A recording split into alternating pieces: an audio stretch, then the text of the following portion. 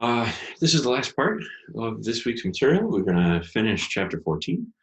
And essentially, we're looking at additional applications of the analysis we developed last week of simple harmonic motion. We've already looked at the simple pendulum, but let's look at some others.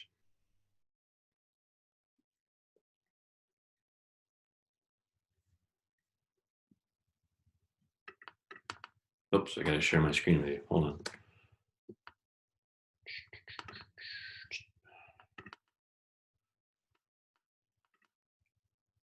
Okay. So again, we've already looked at the simple pendulum.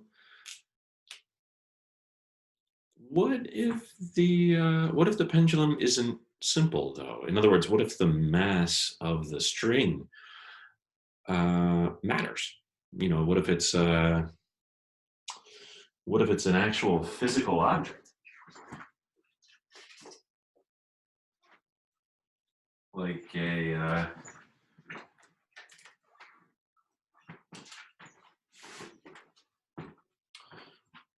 ruler, for example? What if it's not a string that's in pendulum motion, but an actual physical object in oscillation that way? Now we can't make any assumptions about the fact that the mass of the ruler doesn't matter. It's the only mass there is. So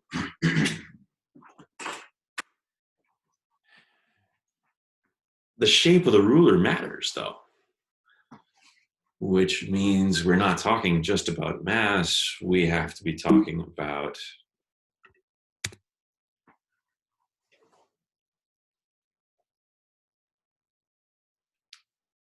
the moment of inertia about the pivot point. We've got some irregular body, and we're interested in the way that the mass is distributed around that pivot point. The analysis is very similar. Instead of a period of 2 pi root L over G. Now, we got to this point because we were able to cancel M.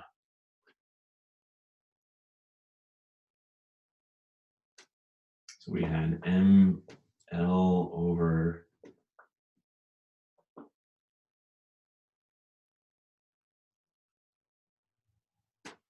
mg. One of these m's, though, isn't in the formula for a physical pendulum. Let's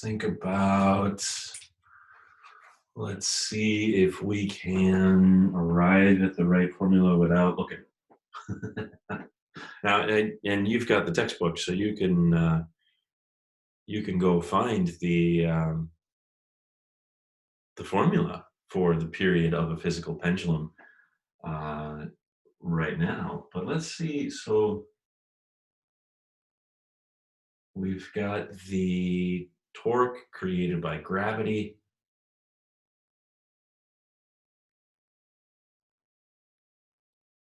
See, okay.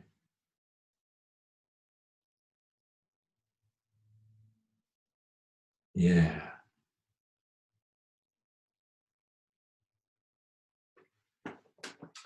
So we've got, I'm going to copy the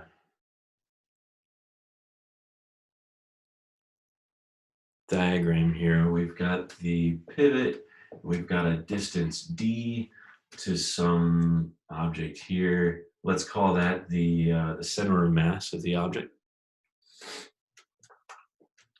So the torque created by gravity, mg, is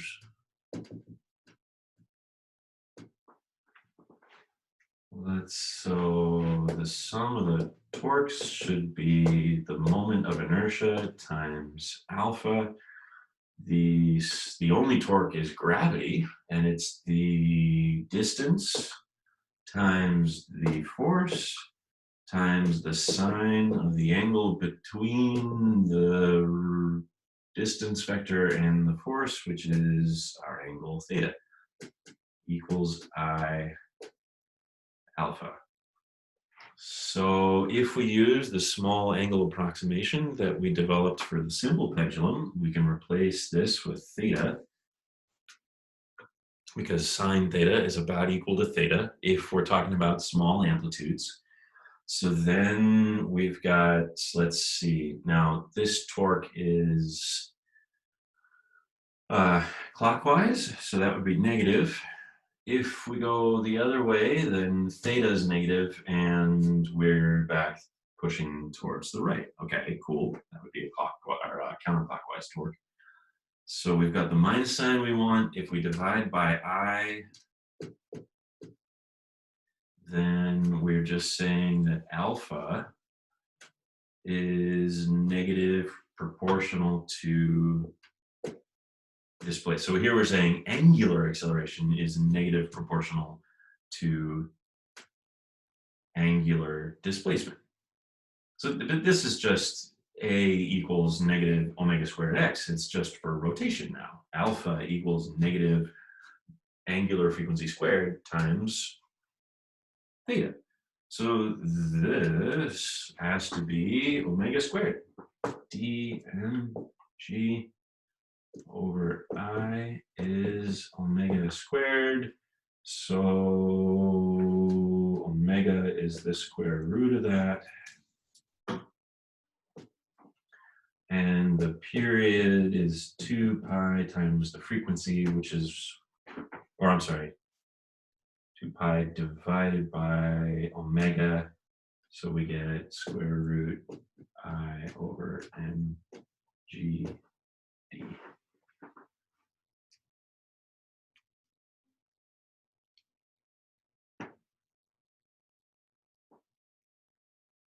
Which kind of looks like a simple pendulum. Remember that the formula for the period of the oscillation of a simple pendulum is 2 pi root L over G. So if we think about the structure of a moment of inertia, it's something like mr squared, right? A mass and a length squared. So the masses would cancel in one of those lengths, and then we'd have a length over G like we're used to for a simple pendulum. But for a physical pendulum, we care about the fact that there is some moment of inertia. Might be different from the moment of inertia of just a mass on a string. Okay, so we've got the physical pendulum, and one example where we care, this is for something else, we'll get to that in a second. Let me stop sharing the screen just for a second so that you can see this a little better. So this all is stuff I'm gonna need in a minute, but this is what we said just now, that the period of oscillation for a physical pendulum is related to the moment of inertia, mg, and the distance from the center of mass to the point where we're rotating around.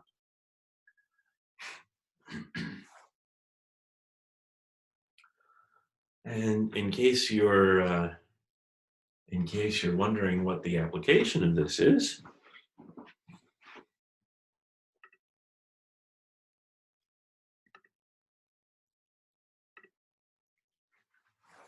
I have a video I can show you.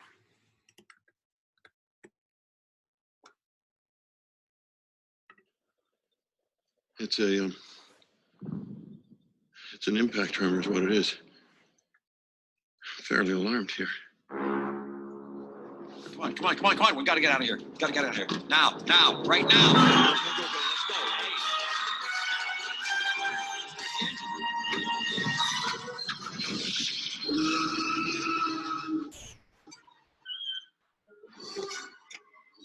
Must go faster.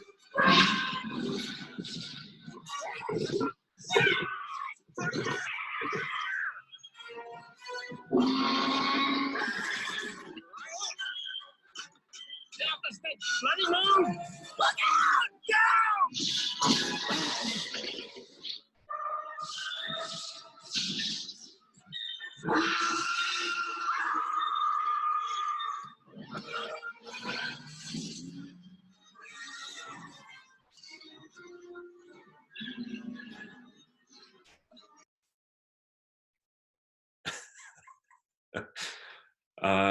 So what's the point of all this? So the question is, what actually is the walking speed of a T-Rex? There's a worked example in the textbook that I encourage you to take a look at that has to do with modeling the leg of a T-Rex as a physical pendulum, like one of these, and using the assumption that the walking speed is the speed with which is associated with the natural frequency of oscillation of a physical pendulum. That the our natural walking speed is associated with the speed with which our leg naturally swings as a pendulum. Then there's some assumptions with that, and because we have knees and whatnot. But if we imagine that our leg is just a physical pendulum whose shape doesn't change, then we could find its moment of inertia and we could calculate the period or frequency of oscillation for that and figure out what the walking speed of a T-Rex actually is. And if we work through the example, we can see that it's something like 3 miles an hour, which is about as fast as the walking speed of a person. And then if you read the evaluate section, it's actually probably faster than that because more of the mass of the leg is concentrated much closer to the pivot. Like a human thigh is bigger than the human calf, that kind of thing. But in any case, it's an application of the distinction between a simple pendulum and a physical one. I'll share that. This is an old version of the textbook, by the way. I don't know if it's still example 1410, but the video solution is still available. So if you go to Mastering Physics and find this example is still in text, I promise.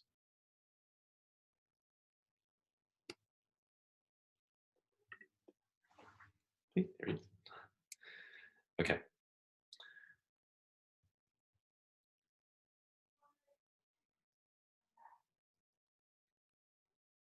Other applications include, we could talk about an actual torsional twisting oscillation, like a coil spring in possibly in a watch or a clock mechanism to get that oscillation back and forth to get the ticking. That is an actual angular simple harmonic motion, not all that dissimilar from the analysis I just made with torque and alpha. I'll post these slides so that you have them. We get vertical simple harmonic motion. I was talking about a spring a little bit ago that I drew it vertically at first and then I changed my mind. Vertical oscillation at the end of a spring goes exactly like it did in the Hooke's Law lab. Even though we developed our equations for horizontal oscillation, it still works here. The omega, the angular frequency, is still root k over m, is still root k over m, even if we load from the top instead of the bottom. It's all the same. And there's one more example that the textbook presents that I wanted to talk a little bit about, and that is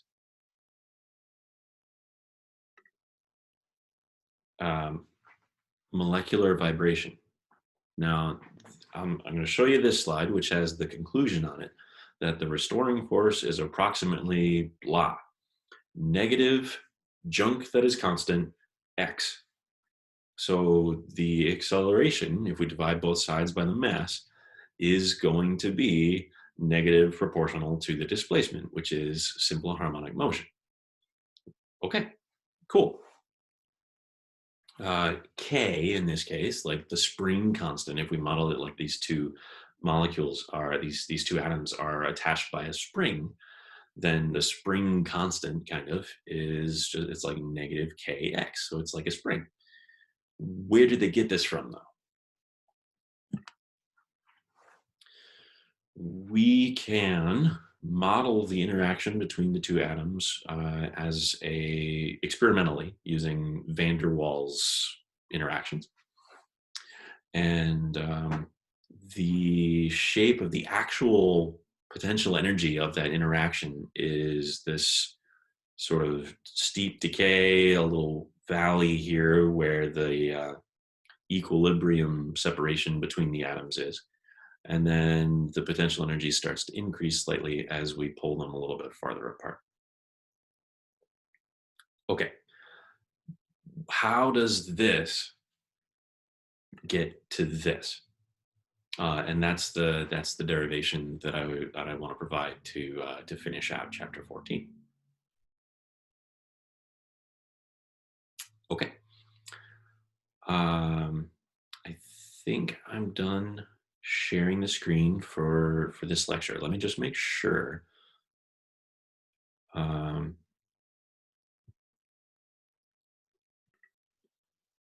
Okay. Yep. I think we're done sharing the screen.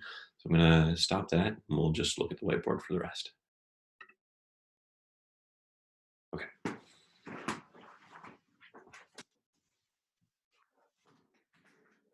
Oops. Okay. So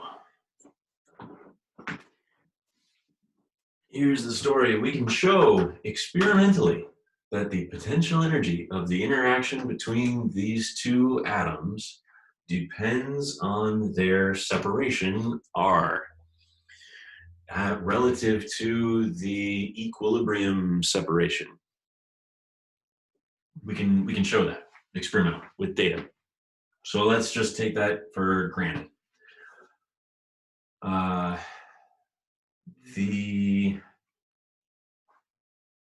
Presumably, if we graphed this function, we would get that steep decay and then slow rise back to zero that I just showed you.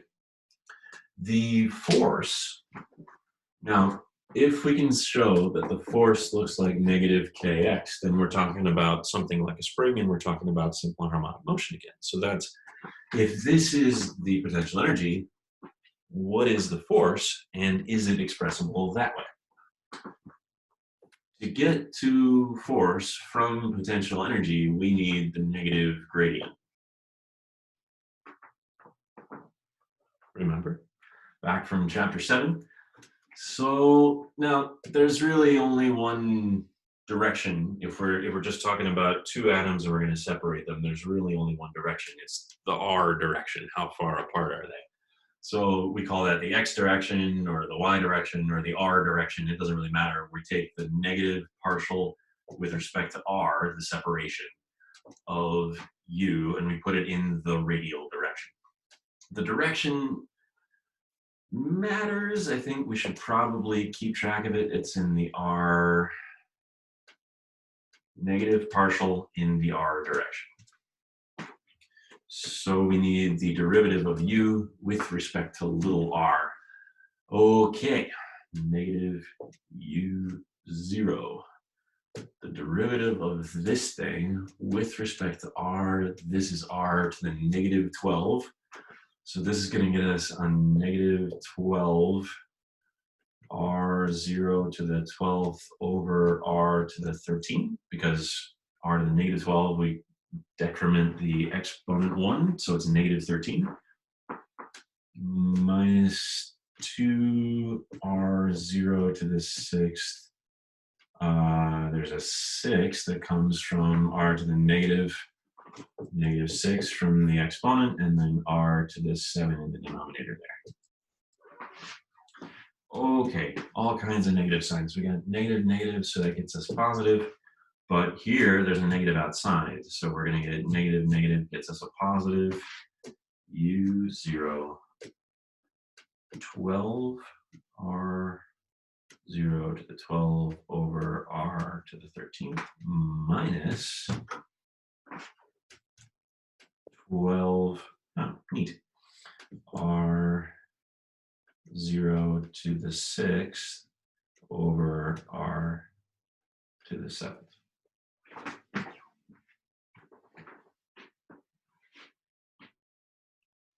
Beautiful.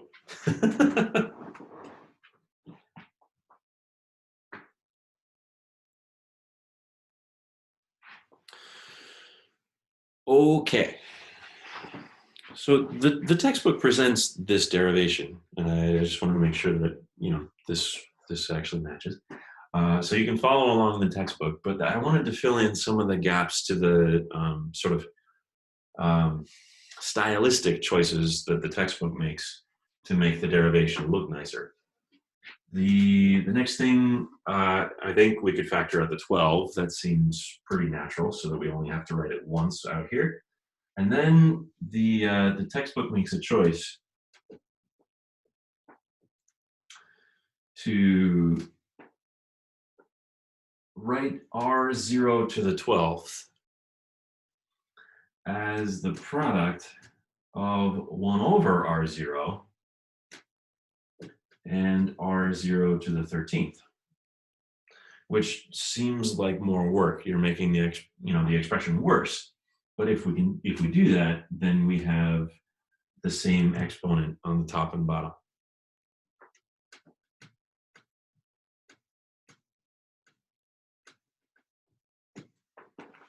It's just a little bit nicer looking. That way there's only one exponent to keep track of.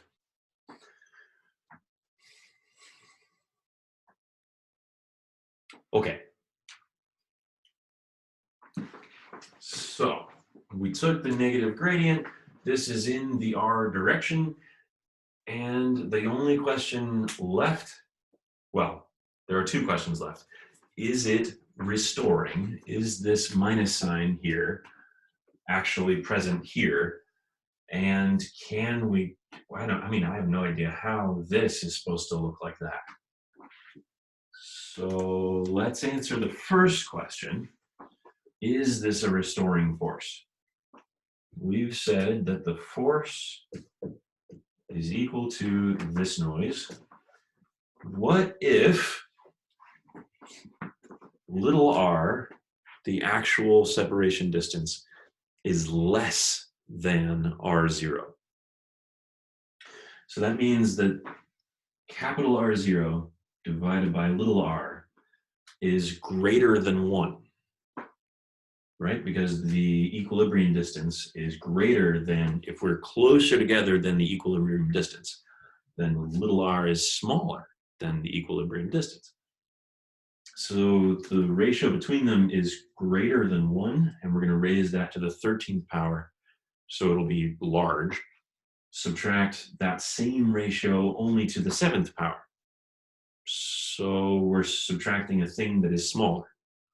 So the end result is positive. If we're closer than R0, this force is going to push us away in the radial direction, positive radial direction. If R is greater than R0, if we're farther apart, then the ratio between them is going to be less than 1, right? So if we're farther apart than equilibrium, the denominator is bigger. So this is going to be a number less than 1 minus a slightly more. So a number less than 1 raised to the 13th is going to be very small compared to a number less than 1 raised to the 7th, which is only kind of small. So we'll have a small number minus a less small number. It'll be negative. And this force, the interaction between those two atoms, will tend to pull us back in the negative radial direction, because this will evaluate negative if we are beyond equilibrium. So yes, this is a force that is negative if we're past equilibrium and positive if we're inside equilibrium. Awesome. So now we just need to rewrite it so that it looks like that, I guess. Okay. So first things first, let's just put this up here so that we can rewrite this. 12u0 over r0. And let's track r. It's not the actual separation that we care about.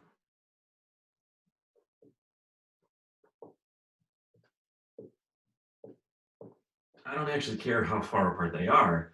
I care how much farther apart are they So if this is R0, then now their actual separation is shorter by this much. And that's the thing I care about, right? Because it's displacement from equilibrium that Hooke's law cares about. That displacement from equilibrium, let's call it x.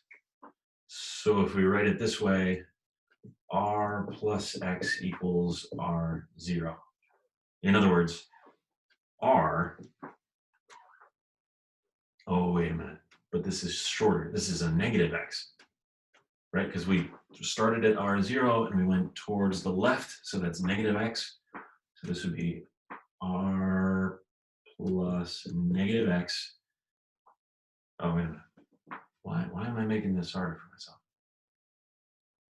Let me change this. Sorry. Let's say that that is the equilibrium distance, and we're a little bit farther than that. So our actual separation is r. We're a little bit x farther than equilibrium. That way we don't have the negative x to worry about. So we just, actual separation is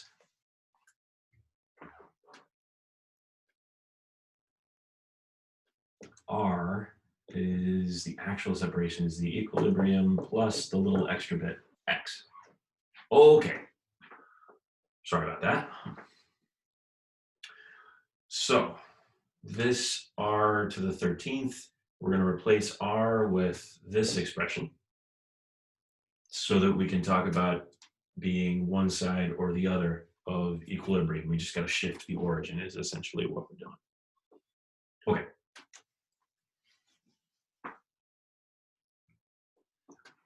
R0, 13 over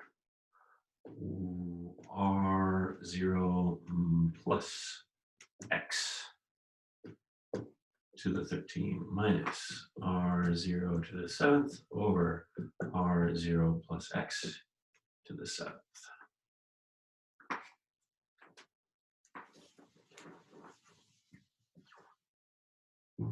Okay.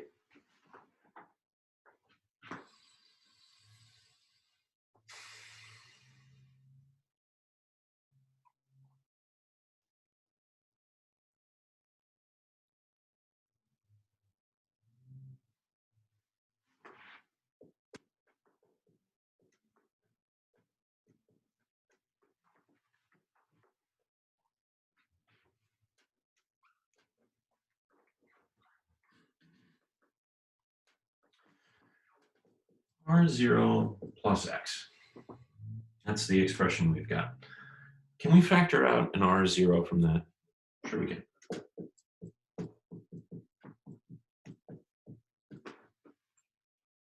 It's a little bit awkward, but yeah, we can do it as long as, when we distribute R0 through, we get R0 plus, and then the R0s cancel, and we're just left with the x that we started with.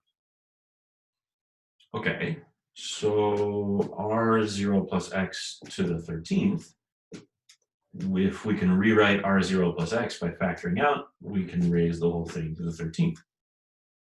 So that R0 to the 13th, that'll cancel the 1 in the numerator. So we're just going to end up with 1, and then 1 plus x over R0 to the 13th minus 1 over 1 plus x over R0 to the 7th. If we do the same trick over here, factor out R0, it'll be raised to the 7th, and then it'll cancel the 1 in the numerator.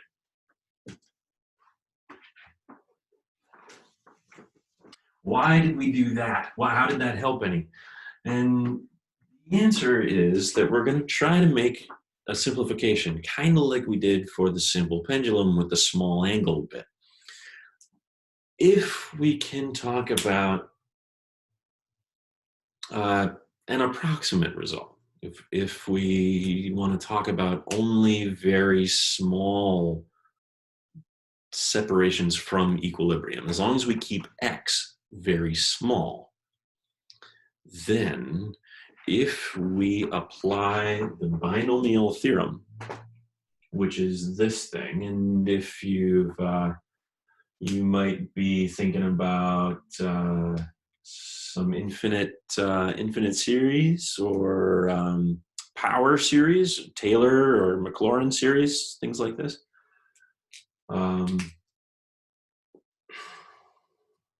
We can expand the expression 1 plus x raised to the p as this series of terms of increasing power of x. And if x, remember, is a very small separation away from equilibrium distance, if x is only a very small size, then x squared is super small. And x cubed is even smaller than that, and so on, x to the fourth, x to the fifth. Every time we go up in term, we get x raised to a higher number, and those terms are all super, super, super small corrections, very, very, very, very small corrections to, I'll call it a first order approximation, just to x equals 1. If x is small enough that x squared and x cubed and x to the fourth and all the higher terms don't matter, then this is the only part of the binomial theorem that we care about, 1 plus px.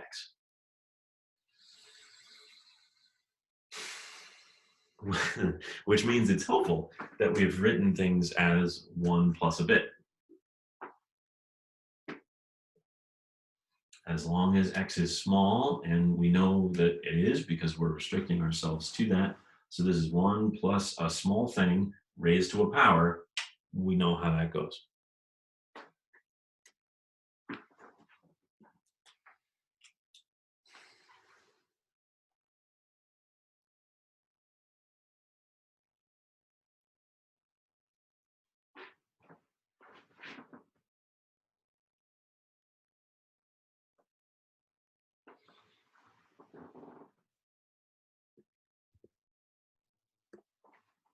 Okay. 1 over stuff to the 13th is like stuff to the negative 13th.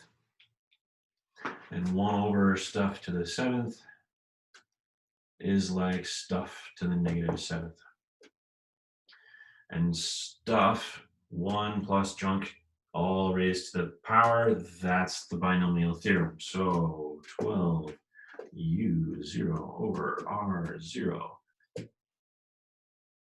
1 plus, now in the binomial expansion here, x gets x multiplied by the exponent. So we get the thing that is 1 plus junk, x over r0 times negative 13. Minus, because we're only going to keep the first 2 terms of the expansion of that first expression there. Minus, here we get 1 plus stuff times exponent, and that's the only 2 terms of that expansion that we're going to care about.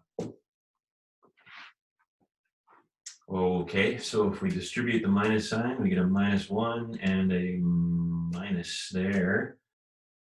1 minus 1, those are going to cancel. Minus a minus gets us a plus.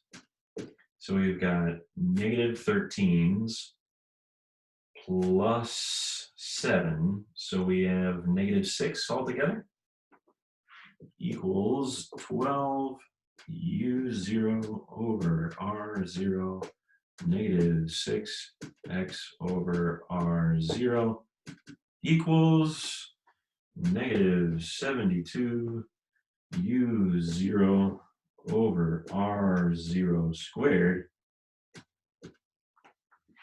x.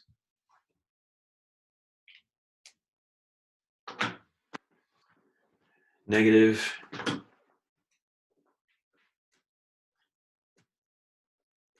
k, some constant, x.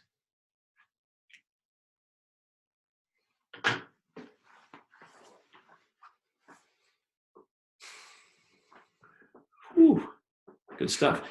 As soon as we know that, as soon as we know k, we know the angular frequency of the oscillation, we know the period, we know all the energies, we know all of the functions of time. We've got the whole thing.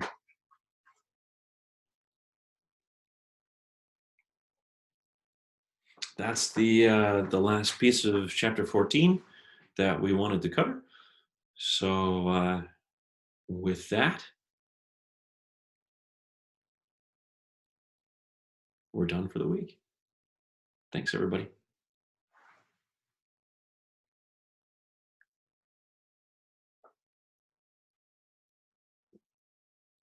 Stay safe out there.